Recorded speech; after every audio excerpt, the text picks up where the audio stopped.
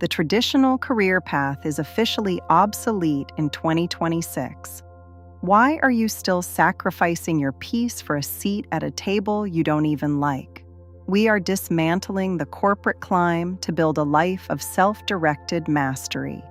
Discover how to reclaim your time and turn your craft into a sustainable legacy.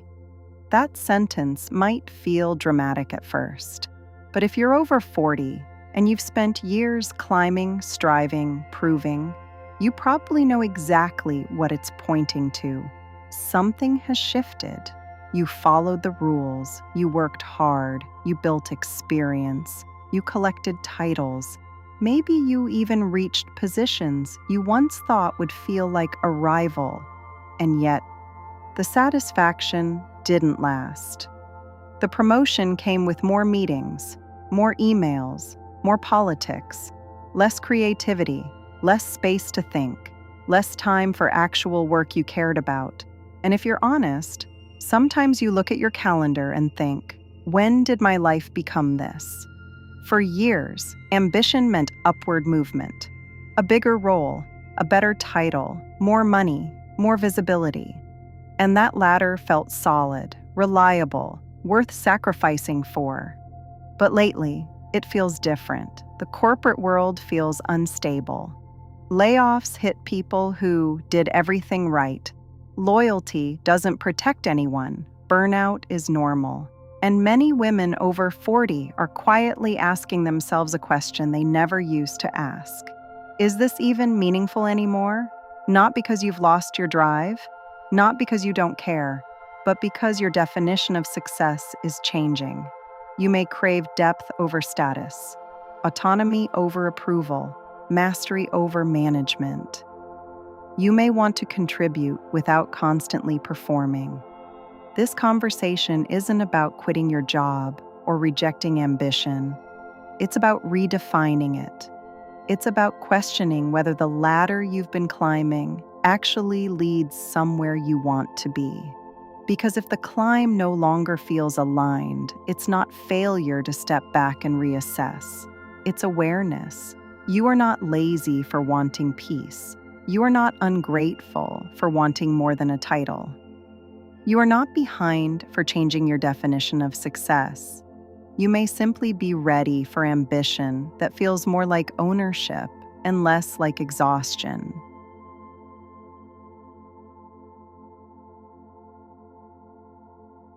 For a long time, vertical progress felt like the only kind that counted. You moved up, you earned more, you gained authority. That upward line on a resume meant something. It symbolized growth, stability, competence.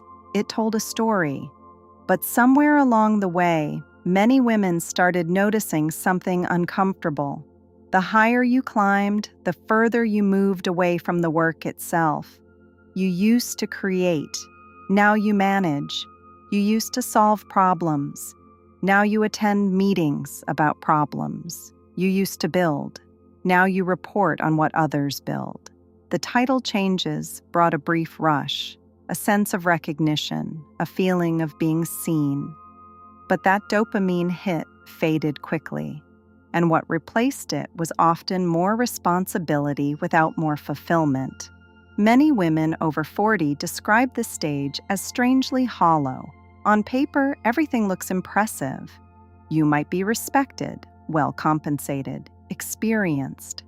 But inside, there's a quiet fatigue that no raise seems to fix. Part of the disillusionment comes from how unstable the system feels now.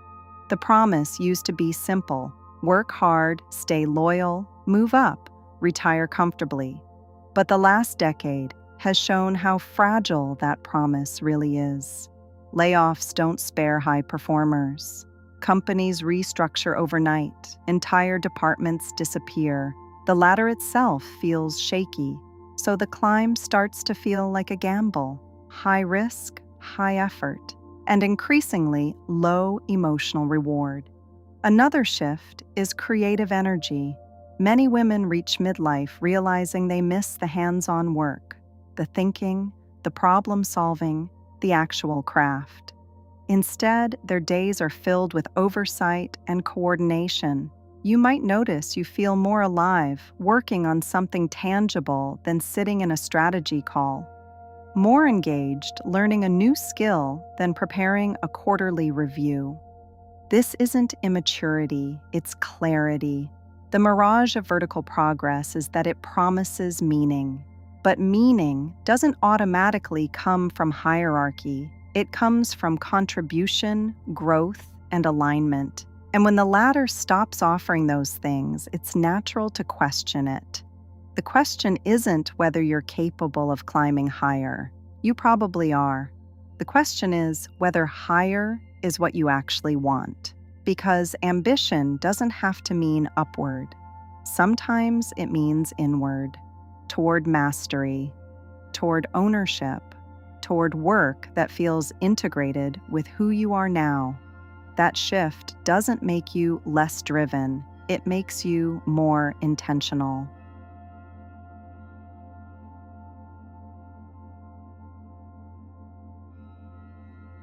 Once the illusion of vertical progress starts to crack, a different kind of ambition begins to surface. Not louder, not flashy, just clearer.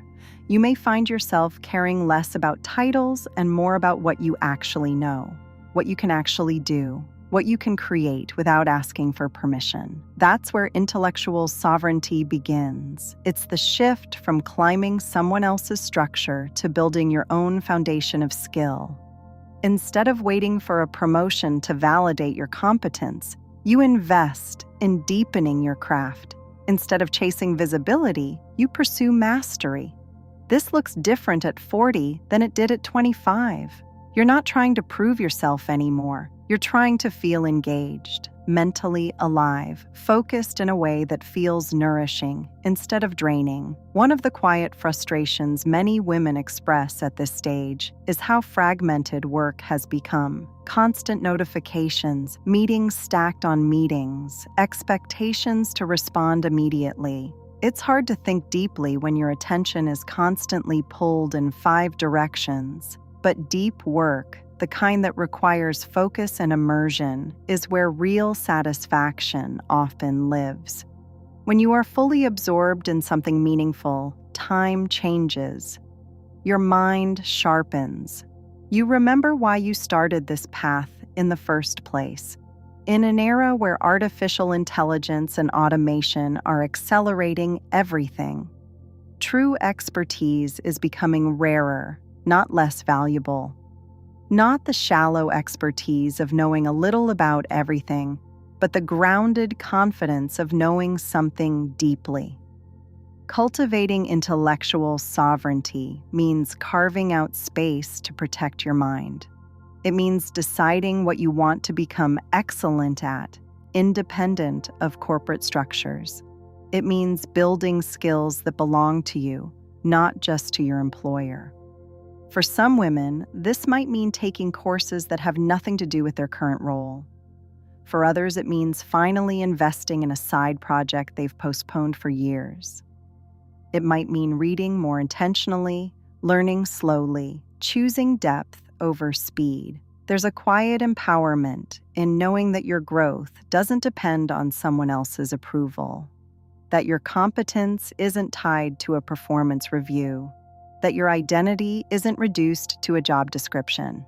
Working for a paycheck is practical. Working for the preservation of your own mental and creative agency is transformative. This doesn't require quitting your job. It requires reclaiming your attention. Because when you own your skills, your knowledge, and your focus, you own more than your career. You own your direction.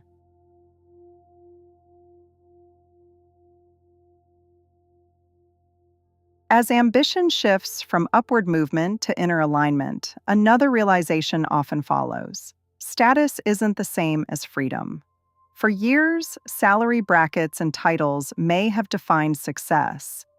You measured progress in compensation, recognition, influence. But many women over 40 begin to see wealth differently. Wealth starts to mean control over your time. It means not waking up already anxious about your calendar. It means being able to choose when and where you work. It means having the ability to say no without fear. Autonomy isn't glamorous in the way status is. It doesn't always impress people at dinner parties, but it feels different in your body. It feels spacious.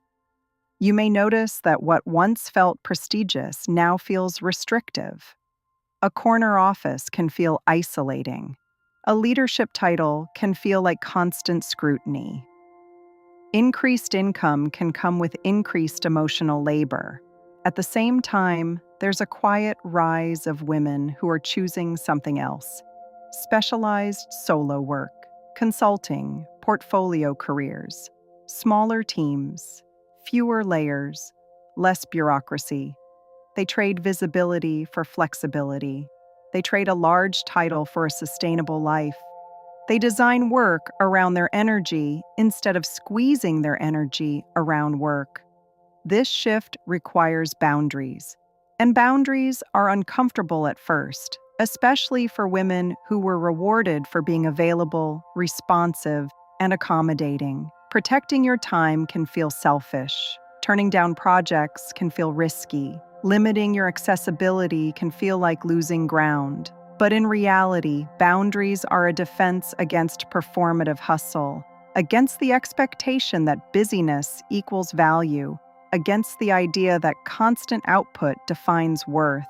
Autonomy doesn't mean doing nothing. It means choosing deliberately. You might still work hard. You might still pursue excellence. But you do it on terms that respect your health, your relationships, and your mental clarity.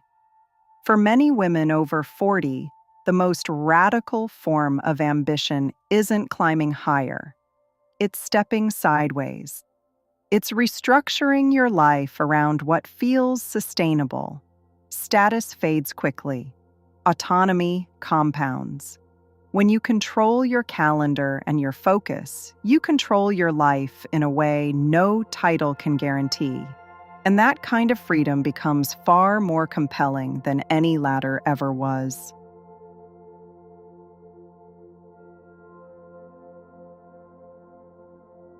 Once you stop chasing status for its own sake, a deeper question often surfaces.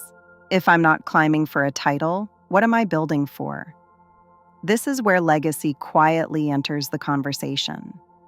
Not legacy in the dramatic sense, not monuments or headlines, but the quieter kind.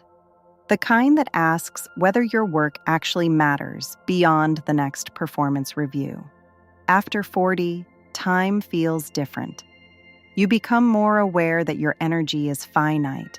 You don't want to spend the next decade buried in tasks that disappear the moment the quarter ends. You want to know that what you're contributing has weight. There's a difference between being busy and being engaged. Busy fills your calendar. Engaged fills your mind.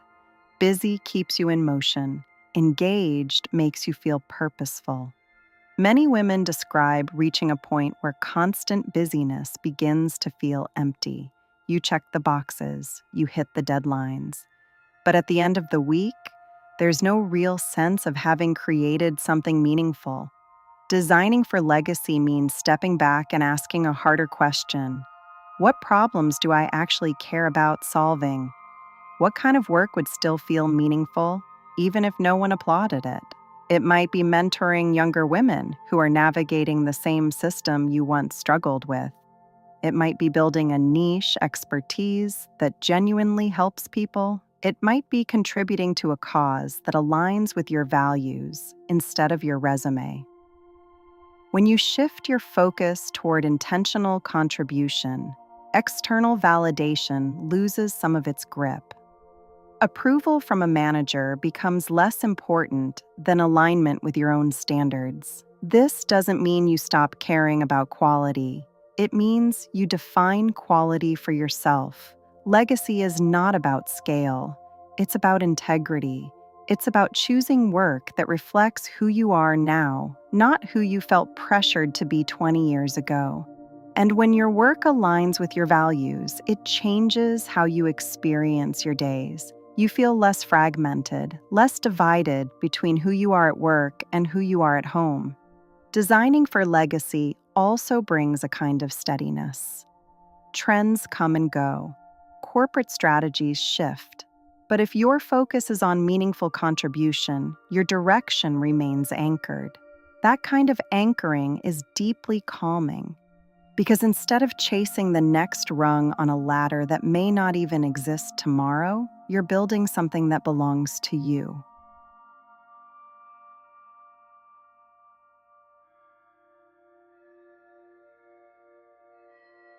Redefining ambition isn't about withdrawing from growth.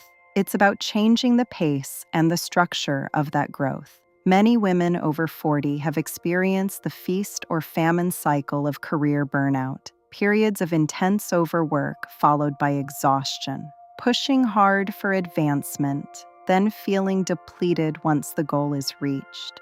Sustainable mastery looks different. It's steady instead of frantic, consistent instead of reactive. It respects your energy instead of overriding it. This blueprint begins with long-term thinking, not where you want to be next quarter, but how you want to feel 5 years from now. What kind of life you want your work to support. Health becomes non-negotiable, not as an afterthought squeezed into evenings, but as a pillar of professional longevity. Because without physical and mental well-being, no ambition is sustainable. Curiosity also becomes central.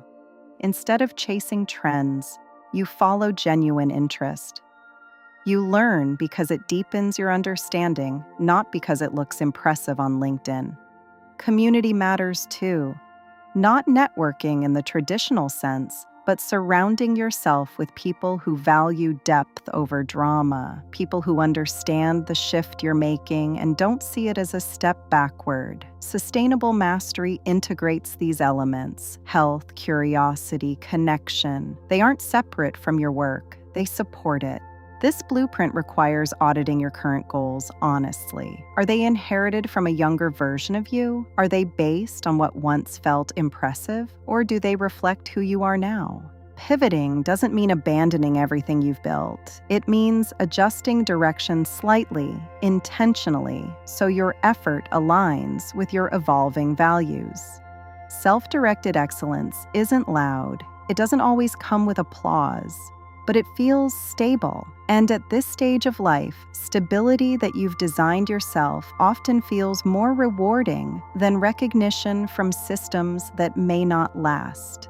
You don't have to burn everything down. You just have to be willing to question what you're building toward. Because mastery, when it's self-directed, doesn't exhaust you, it strengthens you.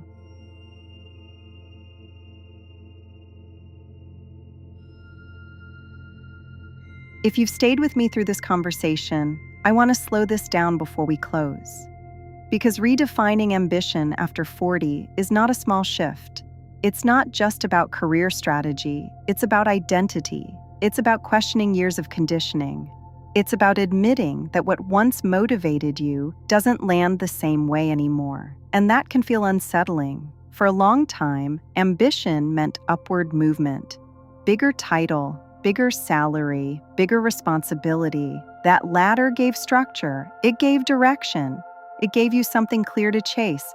But now, many women are quietly realizing that the ladder isn't the same as meaning. You might still be capable of climbing higher. You might even be expected to. But capability doesn't equal desire, and expectation doesn't equal alignment. Wanting peace doesn't make you lazy. Wanting autonomy doesn't make you ungrateful. Wanting mastery over management doesn't make you small. It means your values are evolving. After 40, ambition often becomes more internal. Less about being seen, more about being satisfied. Less about proving, more about building something that feels stable and honest. You may notice that what energizes you now isn't applause. It's depth, focus, contribution that actually matters to you. And that shift deserves respect. This isn't about quitting your job tomorrow. It's not about rejecting structure or ambition entirely. It's about auditing what you're building toward. If your current goals leave you depleted, it's worth asking why. If your calendar feels like it owns you, it's worth noticing. If your title feels heavier than meaningful, it's worth questioning. You don't have to make dramatic moves, but you do deserve clarity. Maybe this week you take one quiet step. You protect 1 hour of deep work. You say no to one unnecessary meeting. You explore one skill that belongs to you, not your employer. Small pivots matter. They build momentum without chaos. Your ambition doesn't have to disappear. It just needs to mature with you. And perhaps the most powerful thing you can do now isn't climb faster. It's choose direction over speed, alignment over applause, sustainable mastery over inherited hustle. The latter was one path. It doesn't have to be your only one. And if you're feeling the pull to redefine what success means now, that isn't weakness, it's awareness. And awareness is the beginning of a very different kind of power. Before you go, I want to invite you to join this community of women rediscovering themselves after 40. If you found comfort, clarity, or even just a moment of peace in this video, please subscribe. It helps this channel grow, and it helps more women find the support they deserve. And if you have a second, leave a like and a comment. I would love to hear what resonated with you the most. Thank you for being here. Truly.